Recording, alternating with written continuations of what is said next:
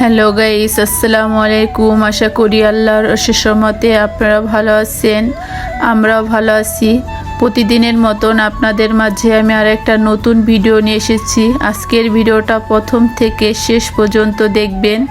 দূরে এবং কাছে, দেশ এবং দেশের বাইরে যে যেখান থেকে আজকের এই ভিডিওটা দেখতেছেন সবাইকে জানাই আন্তরিক ভালোবাসা এবং অভিনন্দন। এখানে আমি সকাল সকাল ভিডিওটা শুরু করে দিয়েছি। আমি কয়েকদিন যাবতেই দেখতেছি একটা ঘুঘু পাখি এই মেহেন্দি গাছটার উপরে ওঠে বসে থাকে। দুইটা পাখি আজ হঠাৎ করে দেখতেছি যে পাখি দুইটা বাসা বাঁধতেছে। এই যে দেখেন, একটা মেহেন্দি গাছে বাসার কাছে বসে আছে, আর এটা আপনার যা দিয়ে বাসা তৈরি করবে এগুলো খুঁজতেছে, খুঁজে খুঁজে নিতেছে। এই যে দেখতে পাইতেছেন, আরও কয়েকবার এভাবে নিছে। তাই আমি ক্যামেরাটা নিয়ে চলে আসছি আপনাদের মাঝে একটু শেয়ার করার জন্য, কিভাবে পাখিরা খুঁজে খুঁজে নিজেদের বাসা তৈরি করে। এই যে দেখেন কিভাবে খুঁজতেছে। আর আরেকটা পাখি, এই যে দেখতে পাইতেছেন কিনা, বসে আছে গাছের ডালে, আর এটা খুঁজে খুঁজে আনতেছে।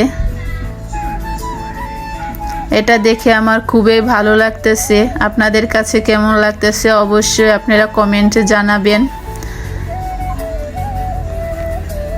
আর এটা মেহেন্দি গাছ, খুব বড় একটা মেহেন্দি গাছ।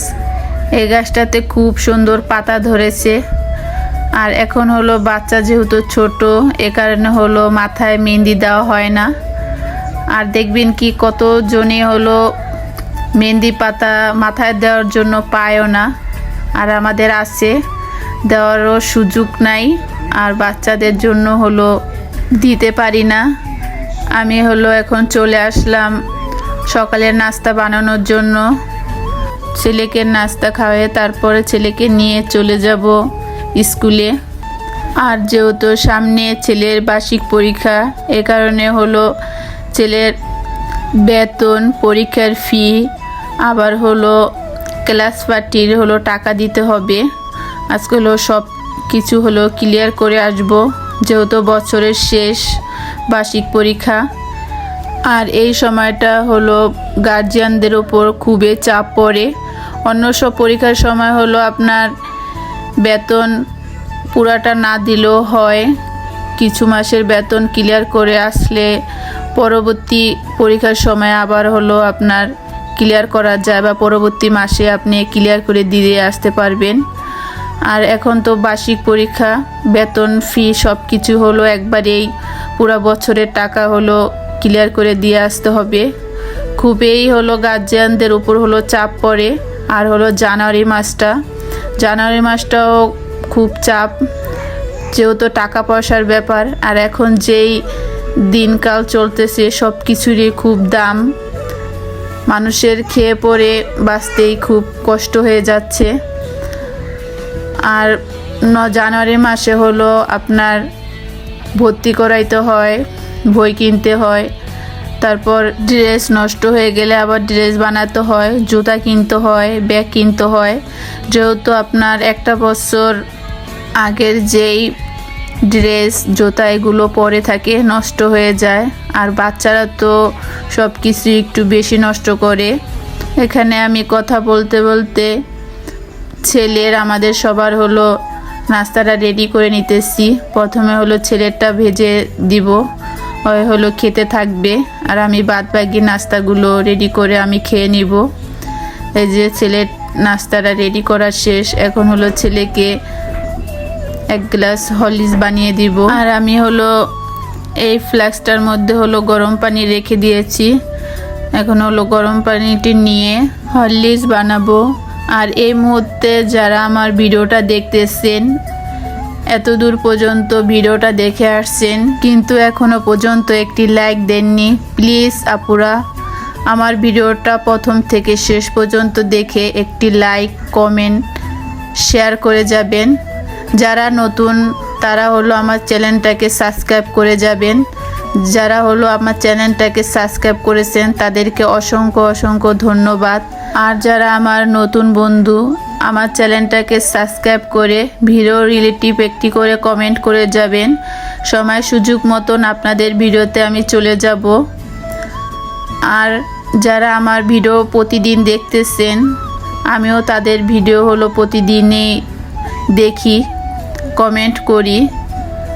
আর নতুন নতুন বন্ধুদের চ্যানেলে আমি যাই যে কমেন্ট করি, কিন্তু তারা কমেন্টের রিপ্লাই দেয় কিন্তু আমার চ্যানেলটাকে সাবস্ক্রাইব করে না। আমি কিন্তু নতুন বন্ধুদের চ্যানেলে যেয়ে সাবস্ক্রাইব করে তারপর আমি কমেন্ট করি, কিন্তু তারা রিপ্লাই দেয় কিন্তু আমার চ্যানেলটাকে সাবস্ক্রাইব করে না।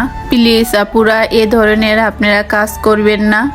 আপনারা যদি যান তাহলে 24 ঘন্টার পরে আমার রিপ্লাই দিয়ে আমার চ্যানেলটাকে সাবস্ক্রাইব করবেন আর কমেন্ট করবেন।